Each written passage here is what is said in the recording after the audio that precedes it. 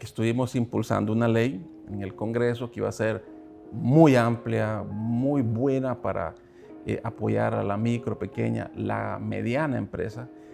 Y sentí una, digamos, decepción de parte de algunos funcionarios que no tuvieron la visión del alcance de lo que pudimos haber hecho.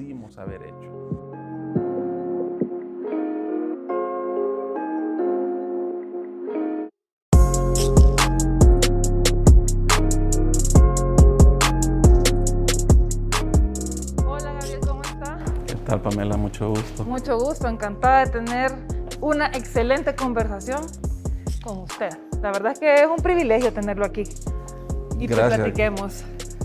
Gracias por invitarnos, Pamela. Estamos a la orden para dialogar de todos los temas de importancia del país. Pues fíjese que yo estoy muy contenta, de verdad que sí, hasta me voy a tomar el cafecito en la primera platicadita, como decimos, porque usted está viviendo prácticamente el mundo de la empresa privada, así le llamaríamos. ¿Cómo es ese mundo, Gabriel?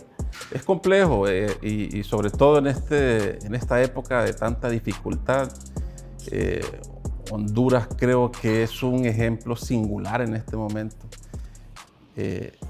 Estamos atravesando una pandemia y fuimos golpeados por 2 huracanes de categoría 5. Entonces, sobre todo en la zona del Valle de Sula, ser empresario en este momento es de valientes. Y ser emprendedor todavía, querer emprender en tiempos de pandemia, es todavía de mucho más valientes. Entonces, nunca ha sido fácil ser empresario en Honduras. Y bueno, mi trabajo es impulsar sobre todo que estas empresas sean sostenibles. Nosotros buscamos tener el entorno que sea el más propicio para que podamos tener empresas que perduren en el tiempo. Entonces, es complejo la tramitología, el tema de mercado, todos los factores externos también de una empresa, como el tema de la seguridad que existe en el país. Todo eso hace que algunas personas tengan mucho temor en emprender, en querer lograr ese sueño que tienen. Y nosotros pues trabajamos en motivar a las personas, motivar a los jóvenes, toda la cultura empresarial, el tema de emprendimiento, lo impulsamos. Trabajamos con empresas familiares, eso es un mundo aparte también, es complejo. Yo creo que todo el mundo ha escuchado de que hay alguna familia, al morir el fundador de la empresa, el padre, el abuelo, se empiezan a ver esas discusiones o esos conflictos familiares y termina la empresa muriendo por separaciones o porque no se logró esas resoluciones de esos conflictos. Entonces nosotros apoyamos con eso también. Créame que es un rubro muy importante para el país. La MIPYME, por ejemplo, representa el 90% de todas las empresas en el país y de esas también las empresas familiares representan también el 90%. Pero las empresas familiares, como le venía diciendo, tienen un alto grado de mortalidad porque los conflictos familiares, cuando se da el periodo de la sucesión, ya sea una sucesión inesperada porque se enfermó el padre fundador o murió, no nos preparamos para esa sucesión. Entonces mueren nuestras empresas. Sí, mueren nuestras empresas. Me llama la atención dentro de esta conversación que usted habla sobre los temores. ¿Cuál consideraría usted es el mayor temor de un emprendedor hoy? Fracasar. Fracasar. Pero si fracasar es parte del proceso para emprender. Lo que pasa es que muchas de los emprendimientos en Honduras inician arriesgando el patrimonio familiar. Entonces, o me prestó el dinero mi papá, o son mis prestaciones, o hay algo que yo estoy arriesgándolo todo. Es decir, en el país, el 65% de los emprendimientos, o sea, el financiamiento de esas empresas, esos emprendimientos es de dinero propio. Entonces sí lo estoy arriesgando todo. Sí tengo temor de perder mis prestaciones o hipotequé la casa.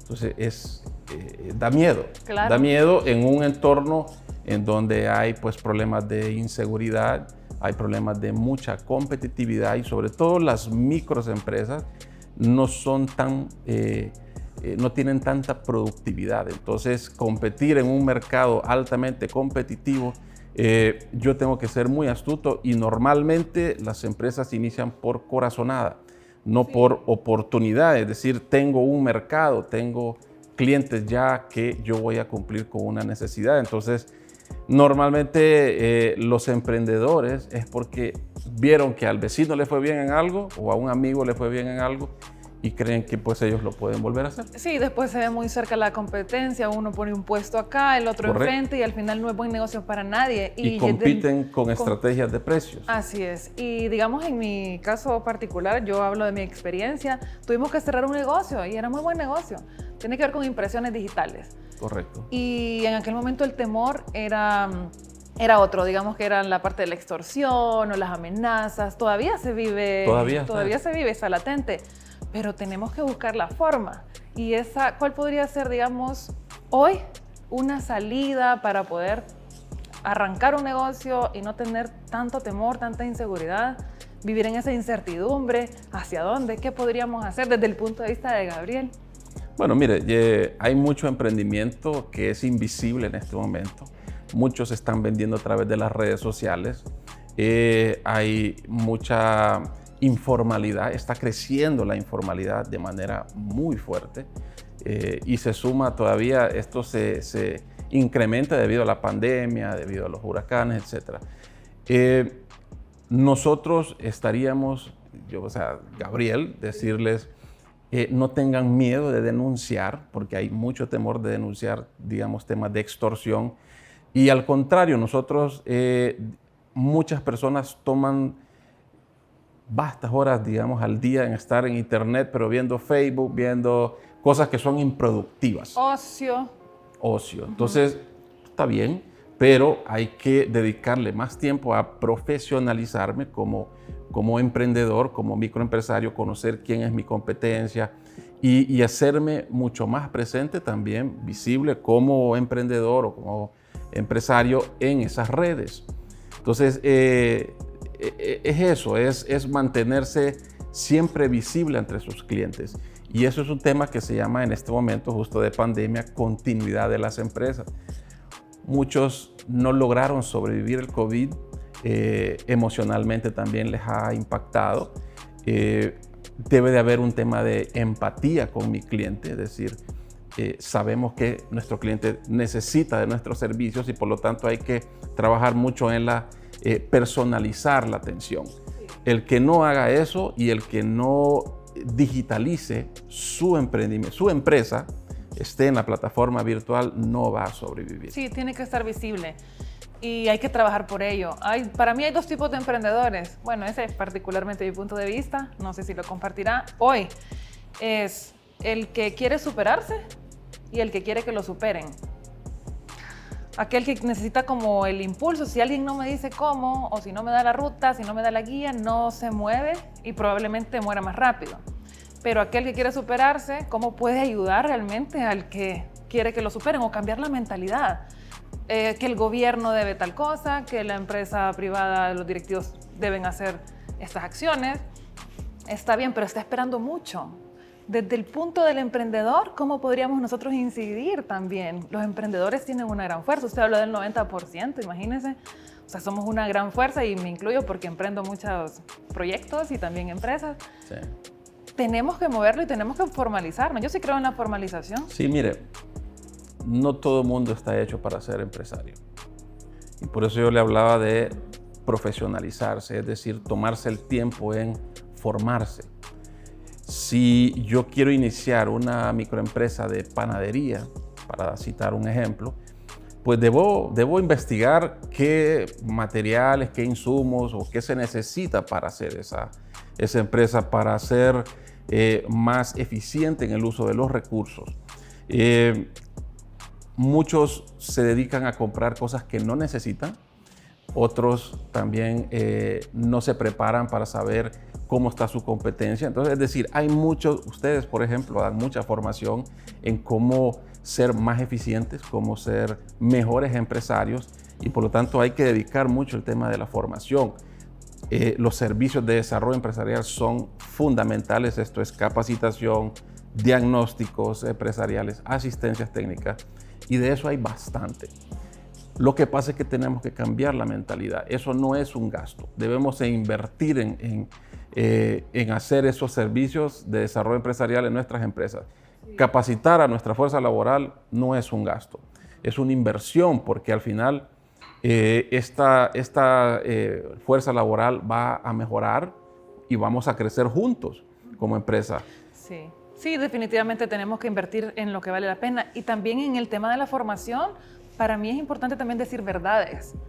O sea, sí está bien, el plan hacia el éxito pues tiene este proceso, puede recorrer esto, pero también puede haber fracaso en ese proceso. Totalmente. Y no significa, tal vez deba morir esa idea de negocio o ese negocio y abrir uno, más o menos moldeando, digamos, el modelo. La idea no del todo, pero eso depende. También hay que decir verdades en la formación, en el proceso. Caer rápido, levantarse rápido, cambiar. En el tema ese de la pandemia, la hemos vivido, bueno, todo el mundo. Y me dicen emprendedores que no sabían qué hacer, que se quedaron como paralizados, como en shock. Dios mío, pero entonces ahí los programas de formación también tendrían que haber cambiado dentro de cualquier institución que esté dando este servicio. Pero, no sé, tal vez hay una fórmula que todavía no hemos descubierto o que no queremos crear, o ya está por ahí, pero debemos dar mayor impulso a los emprendedores y no esperando que las instituciones lo hagan, sino que yo creo que la responsabilidad también es ciudadana. Eso Mire, pienso de todo el alguna mundo manera. tuvo que reinventarse Sí. y todavía estamos en ese proceso. Desde gobierno, las organizaciones empresariales, microempresarios, grandes empresarios, emprendedores, todo el mundo tuvo que reinventarse. El que no lo hizo hoy forma parte del 60% de empresas que murieron en la pandemia y perdimos 600,000 puestos de empleo. O sea, es un trágico, dato duro. es durísimo. Entonces, no existen fórmulas mágicas. Cada caso es particular y por lo tanto el tema de la cultura empresarial y el dinamismo de cada individuo, ese es el éxito. Entonces, por eso le hablaba de los servicios de desarrollo empresarial. Si todo el mundo sabe si está teniendo un problema. Entonces, por lo tanto, hay que buscar ayuda. Si no sabe cómo poder solventar ese problema, resolver un problema dentro de mi empresa, yo busco a alguien que sabe hacerlo. Y ese es justamente ese mercado que hay que corregir, porque hay muchas, digamos, consultores, instituciones que dedican a ofrecer de manera rígida cosas ya enlatadas que realmente no las ocupa el empresario. O el empresario no sabe a dónde ir o cuánto debo pagar. Entonces hay que ayudar a encontrar esos, oferta con demanda y ayudarles a que exista ese mercado. Es un negocio también. Entonces hay muchos consultores que pueden readecuarse, readaptarse para poder ayudar a bajar la mortalidad de las MIPYMES. Y esto es profesionalización. Debemos invertir un poquito más en formarnos, educarnos. Existe en el país también toda una desvinculación de la formación técnico-profesional, por ejemplo. Igual en la educación superior, estamos formando jóvenes que no van a encontrar empleo porque los estamos formando en cosas que no está necesitando el mercado. Y eso es también importantísimo. Tiene que ver en necesitamos hacer la oferta académica también. Un técnica. Cambio total, es correcto. Existe esa mentalidad de que entre más formado, es decir, si tengo un doctorado, yo voy a encontrar un empleo. No es cierto. Entonces hay que ser realistas, como usted dijo. Debemos readecuar la oferta formativa hacia una que nos habilite a poder encontrar un empleo, que nos dé esos conocimientos, esas competencias que está demandando las empresas. Sí, hay que escuchar al mercado y los Correcto. mercados en este caso, pues, porque como usted dice, tenemos que digitalizar, tenemos que buscar comercio electrónico, hay muchos productos y servicios hondureños que deben de estar en miles de vitrinas.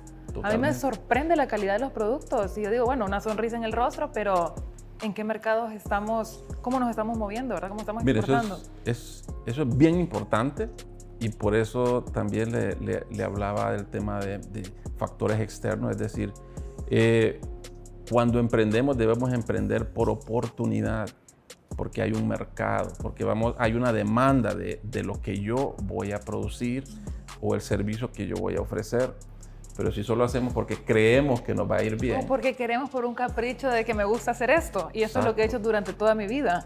Exacto. Cambiar esa mentalidad, poner los pies sobre la tierra y ver las necesidades que hay en la localidad, a nivel nacional, afuera. Exacto. Digamos, los productos que son intangibles también. Por ejemplo, como el arte, que yo así, a mí me encanta trabajar en el tema... La economía naranja. La economía naranja. Y usted, gracias, aquí lo digo, ¿verdad? Abiertamente en esta bonita conversación porque nos ha apoyado y realmente sí se necesita vender. ¿Cuánto arte hay en nuestro país? Correcto. ¿Cuánto se puede generar? Y eso todavía no lo ha comprendido ni los, digamos, los clientes, como también los emprendedores del país. El concepto de economía naranja es tan grande, es tan interesante y es tan rentable que todavía requiere mucho más, digamos, más impulso de todo el mundo. Son muy pocos como ustedes que están impulsando este tema y que en esta etapa de pandemia se ha visto muy fuertemente afectado. Pero las oportunidades están ahí, yo digo, a través de todas las plataformas, pero hay que unirse. Siempre lo digo, Gabriel, usted sabe, tenemos que unirnos. No podemos estar divorciados de nada, no podemos estar criticando al hermano, al amigo.